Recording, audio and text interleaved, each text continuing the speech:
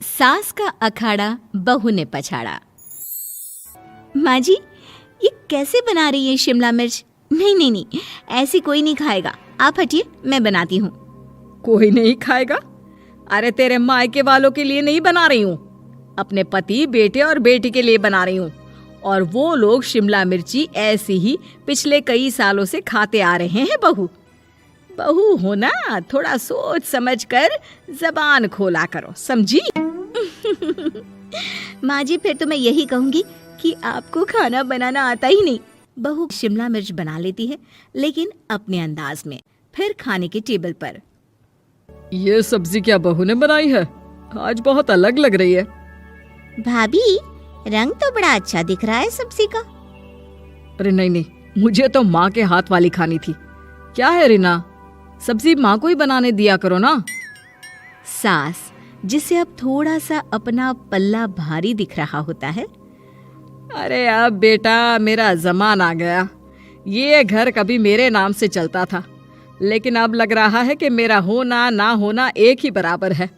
बहू तो पूरे घर के साथ रसोई में भी राज करना चाहती है। माँ जी, आप ही ने तो कहा था शादी के वक्त कि रानी बनाकर रखेंगी मुझे। तो देखिए, रानी का काम यही होता है ना, राज करना। अरे देख बहू, माना तू राज करना चाहती है, लेकिन भूल मत, पूरी रियासत अभी मेरी है। अरे कैसी बात कर रही हो तुम दोनों? और ये क्या तरीका होता है बहू से बात करने का? बेचारी अभी तो आई है, उसको आजादी भी नहीं दोगी क्या? तो वो इस घर को अपना घर कैसे समझेगी?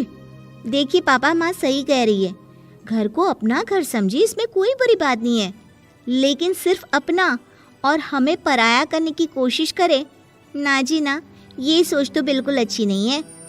देख, तू छोटी है ना, छोटी की तरह रहा कर। हर बात पर बीच में ना बोला कर। क्यों? वो मेरी बेटी है तो मेरे तरफ से ही बोलेगी ना। माँ जी, ये तरफ तरफ क्या होता है? हाँ, वो मेरी बहन नहीं है क्या? मैं मानती हूँ कि आज मैंने सब्जी बना दी, लेकिन थोड़ा खाने में बदलाव करना हम स्त्रियां भी तो जानती हैं और चाहती भी हैं। तो इसका मतलब ये तो नहीं कि घर के खाने की कोई वैल्यू ही नहीं है। देख, मैं कोई बहस नहीं करना चाहती, जाओ खाना खा लो। सभी खाना खाने बैठ जाते हैं। अगले रोज, माँ जी प्लीज, ये आस पड़ोस वालों को बोलिए ना, मुंह उठाकर घर में मत आ जाया करे। अरे किसी के घर आने जाने का कुछ वक्त तो होना चाहिए। यहाँ तो सारा दिन मानो लोगों ने धर्मशाला बनाकर रखी है। बहू, वो हम लोगों के परिवार जैसे हैं, पिछले 25 साल से हमारे साथ है। और ये मेरा घर है, यहाँ कौन आएगा कौन नहीं, ये तू कैसे डिसाइड करेगी? और हाँ, तुझे अगर पसंद नहीं ना, तो अपने कमरे में चली जाया कर। वो लोग बात ही कर रहे होते हैं कि पड़ोसन आ जाती है। अरे बहन, हम लोगों ने जागरण रखा है माता का आज रात, सुबह का भंडारा भी, तो बहू रानी को लेकर आना। आना हाँ बिटिया। अच्छा चलती हूँ, और घरों में भी निमंत्रण देना है। अरे हाँ हाँ, हम जरूर आ जाएंगे। वैसे किस किस को बुला रही हूँ? वो तुम्हारी ननद और भाभी भी आ रहे हैं क्या? माँ, क्या आप इनके पूरे खानदान को जानती हैं? अरे भाभी ने ही तो मेरी ननद की शादी की पूरी तैयारियां कराई थी, और मेरे मायके में भी पापा की मौत के बाद वहाँ रहकर इन्होंने ही मुझे संभाला था। इतना तो कोई किसी के लिए नहीं करता। अच्छा, मैं ना फल दे जाऊंगी, काट देना भाभी, मैं दूसरे काम पूरे कर लूंगी। मेरी तो तबीयत खराब है माँ जी, आप ही काट देना सारे फल। मैं रात का खाना भिजवा दूंगी, परेशान ना होना। हाँ? अरे नहीं नहीं, हम लोग बना लेंगे, 4 लोगों का खाना तो बनाना है। अरे नहीं नहीं, आप फल पर लग जाओगी, और बहू की तबीयत भी ठीक नहीं, खाना मैं ही भिजवा दूंगी। पड़ोसन चली जाती है और सास बहू की तरफ देखती है। देखा, जिसे तू धर्मशाला बोल रही थी, वो कितने अपने हैं। हाँ माँ जी, आप उनका काम कर रही हैं, उनके जागरण का प्रसाद तैयार कर रही हैं, तो वो क्या इतना भी नहीं करेंगे आपके लिए?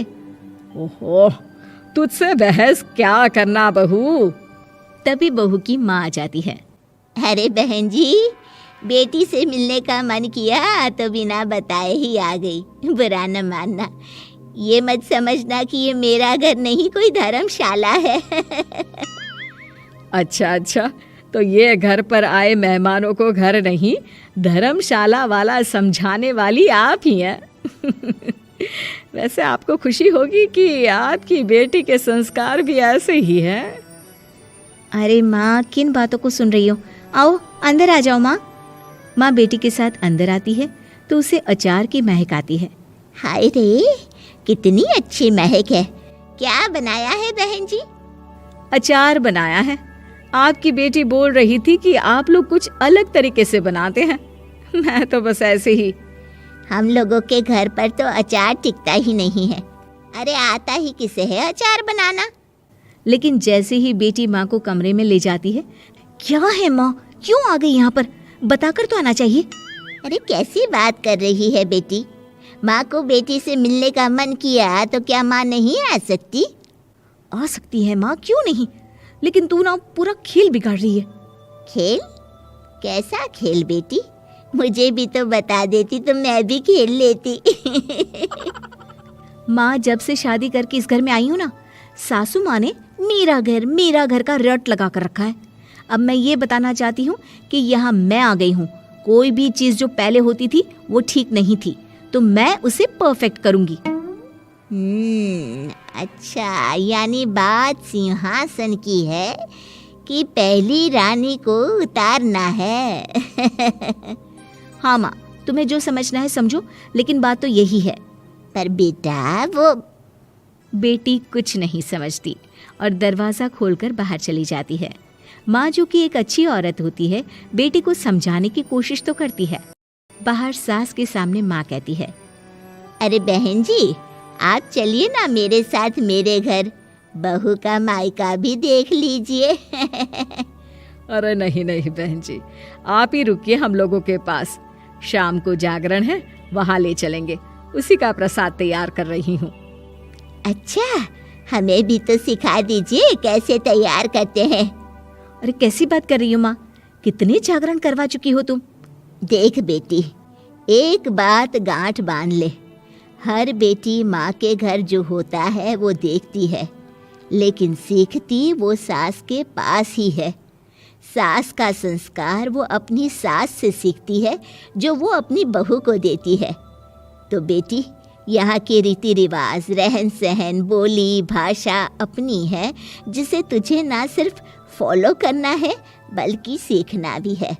और जहाँ तक सवाल है पूरे घर की रानी बनने का, तो जब तक तेरी सास महारानी है, तू रानी ही तो रहेगी। क्यों बेटा? बहू माँ की बात समझ जाती है और सास भी बहू की माँ का मन ही मन शुक्रिया अदा करती है।